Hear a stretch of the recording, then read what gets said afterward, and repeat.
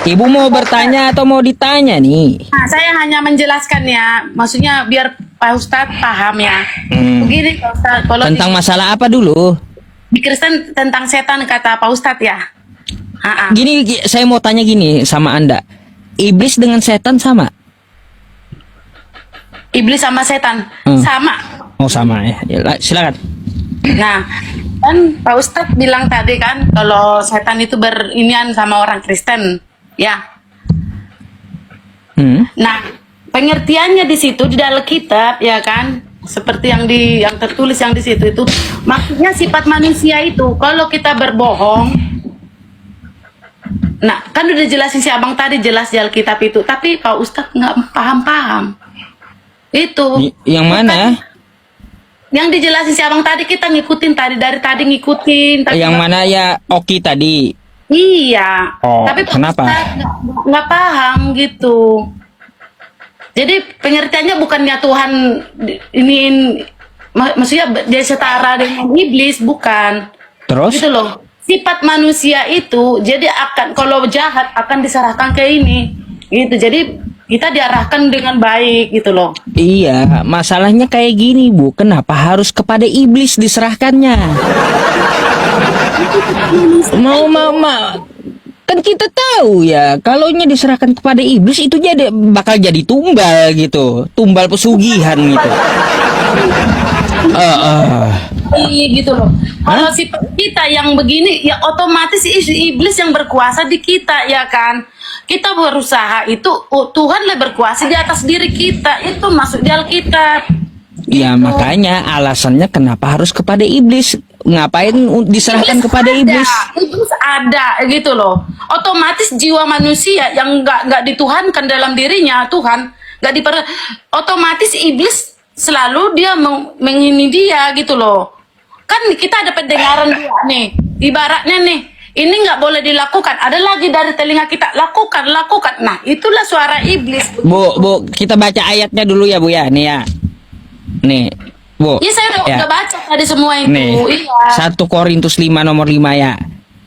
Orang itu harus kita serahkan dalam nama Tuhan Yesus kepada iblis.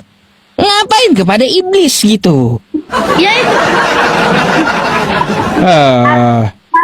Kalau orang berjahat harus diserahkan ke iblis gitu loh. Loh, masa kayak gitu Bu? Berkuasa sama iblis. Kalau orang jahat, Bu, kalau orang jahat itu seharusnya diserahkan kepada Tuhan biar dia tobat, bukan kepada iblis. Macam mana pula ini? Begini, maksudnya gitu. Diajarkan manusia itu biar lebih baik. Itulah, biar manusia itu takut. Gak boleh melakukan kejahatan. Bu, Begitu. memangnya iblis ada kebaikan gitu? Ya itu dia Tuhan ajarkan kalau kejahatan itu tidak boleh dilakukan oleh manusia, saling menyayangi. Begitu diajarkan orang Kristen. Iya Ibu, itu masalah ajaran yang kita bahas ini. Kenapa harus diserahkan kepada iblis? Itu yang kita tanya, bukan ajarannya. Aduh. Ya ampun Pak Ustadz, itu ajarannya loh Pak Ustadz. Maksudnya orang itu diajarkan biar lebih baik gitu loh.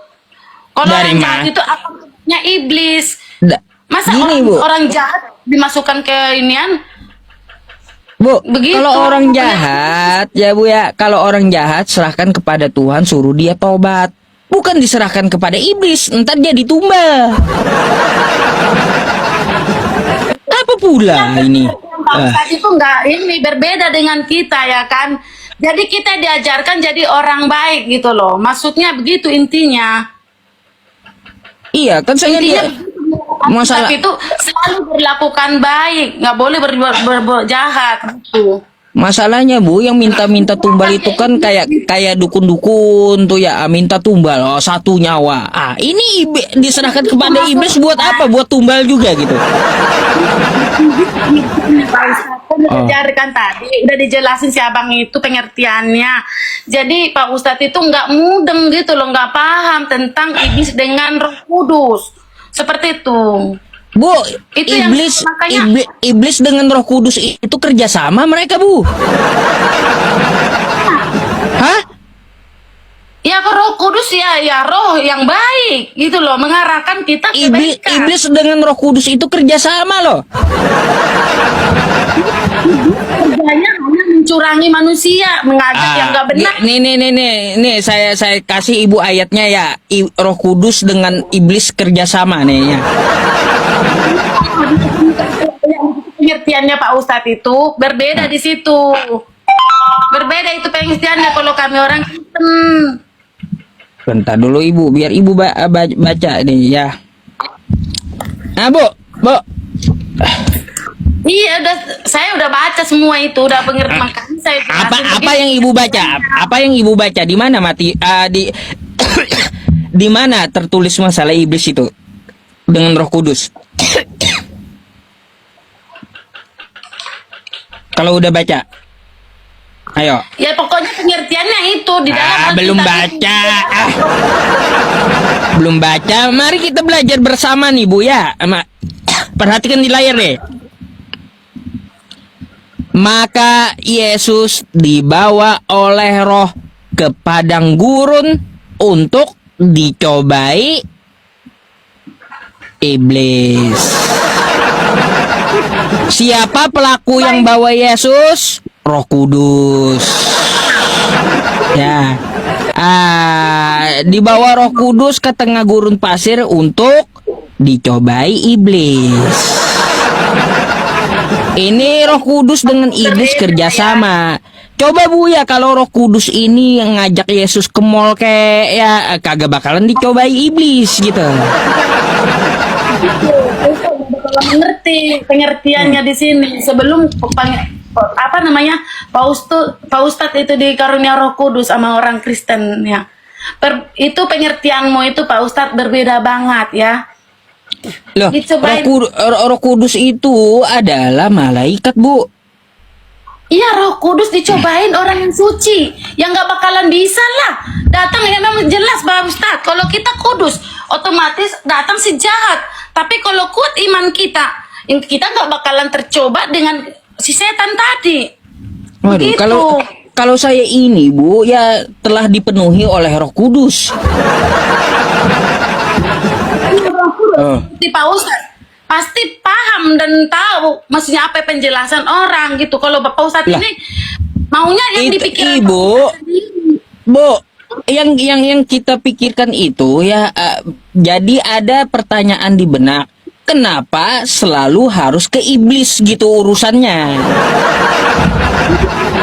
Ada iblis, ada Roh Kudus, ya kan? Dua-duanya itu selalu kita menggoda kita, ya kan? Tapi kalau kuat iman kita, kalahlah iblis. Seperti itu Pak Ustadz. Jadi makanya di orang Kristen itu, nah karena kita di dalam tubuh kita ada Roh Kudus, kita masukkan Tuhan Yesus dalam diri kita, apapun yang kita minta pasti dikabulkan. Makanya Tuhan Yesus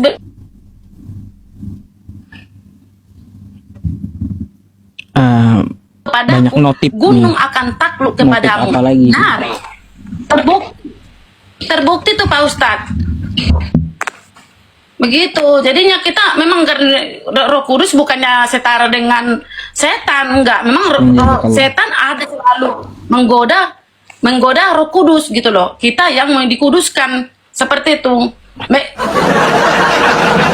Bu, yang kita tanyakan itu kenapa urusannya harus kepada iblis, mau diapain iblis gitu loh. Ya, begini. Biar manusia di dunia ini pengikut Tuhan Yesus biar akan takut dengan Tuhan, bukan takut dengan iblis, bukan gitu. Jadi manusia yang percaya sama Tuhan Yesus melakukan ajaran Tuhan Yesus, ya. Ada 10 perintah Allah, itu perintah Tuhan Yesus. Jangan membunuh, jangan berzina, jangan caci maki, jangan bersaksi dusta. Tuh, hormati bapak ibumu. Tuh itu harus dilakukan 10 perintah Allah kata Tuhan Yesus. Jadi kalau ada pun ya setan yang menggoda, enggak, jangan. Aku anak Tuhan Yesus. Saya harus menjalankan perintah Tuhan Yesus seperti itu. Itu kayak si Paulus yang dibilang begitu, di duri yang itu tadi. Itu maksudnya itu. Maksudnya yang ingin dia seperti saya nih, saya udah gini dikata-katain atau gimana. Nah itu seperti duri dalam tulang itu maksudnya. Udah orangnya baik, tapi ada lagi yang ngata-ngatain, ada begini dia gitu. Tetapi karena saya dikarunia Roh Kudus, dengan saya memang inian Tuhan itu ajarannya yang saya tanam dalam hati saya tidak akan pengaruh dengan omongan si iblis Bu, tadi. Enggak. dari tadi saya dengerin Anda panjang kali lebar kagak ada jawabannya. Kesana kemari ya teman-teman ya.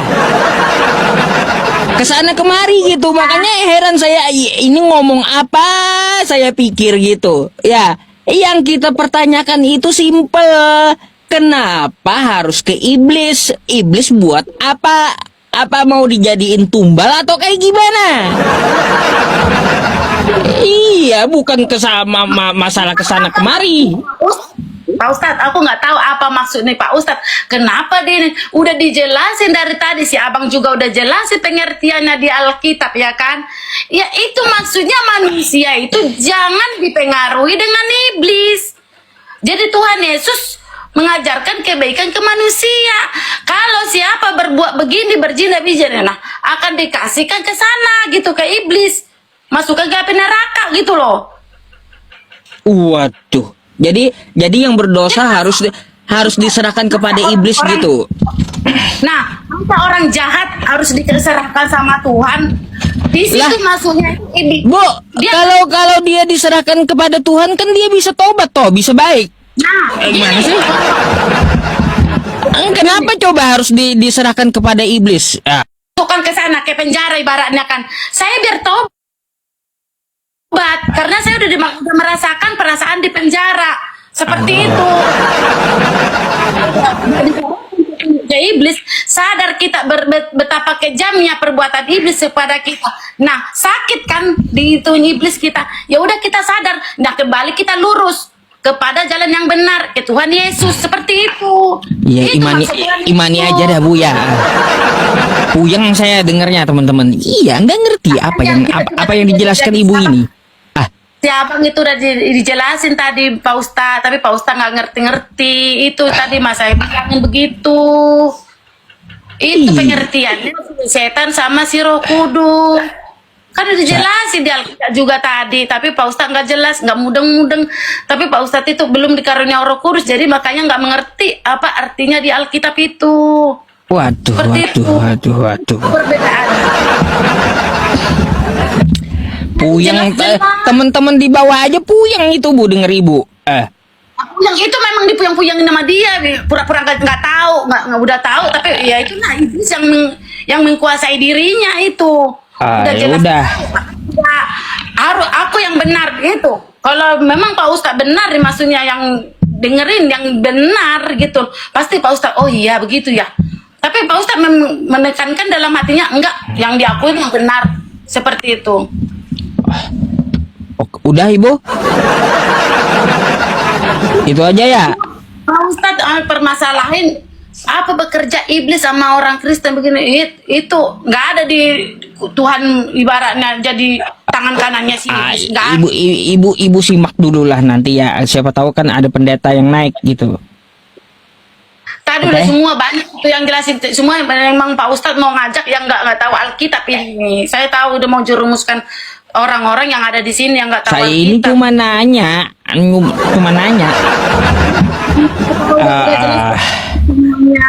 Dibilangnya, tapi Pak Ustadz itu lagi dibahas seperti itu.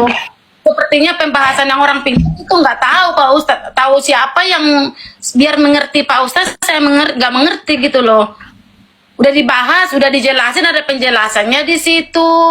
Duri dalam daging udah dijelasin. Iya, saya minta jawaban yang lain lagi gitu selain ibu. Jawaban terbanyak nanti diambil kesimpulan gitu ya. Si janda baik dan si janda ada yang gini, itu maksudnya juga. Iya. Baik. Seperti itu. Kok setan ya suka sama janda-janda, bukan seperti itu maksudnya di situ. Iya. Iya bener dah Bu ya, iya. Nah, Oh, Cuma itu Pak Ustadz, tolonglah ibaratnya Pak Ustadz benar-benar deh mendengarkan kebenaran gitu loh. Jangan ini gitu loh. Ya harus aku yang benar, enggak gitu. waduh. Udah itu aja, Bu. Ya itu pengertian di Alkitab ya, Pak Ustadz biar tahu. Kalau nggak berdoa dulu dah biar paham tentang Alkitab dah. Oke. Gitu. Ya, selamat malam, Bu ya. Di bawah banyak yang antri Ya, masalahnya. semoga Tuhan Yesus memberikan cahaya tentang pengertian dah sama Pak Ustadz. Oke. Baik, terima kasih ya Bu ya. Semoga Tuhannya Yesus ya merahmati saya gitu ya.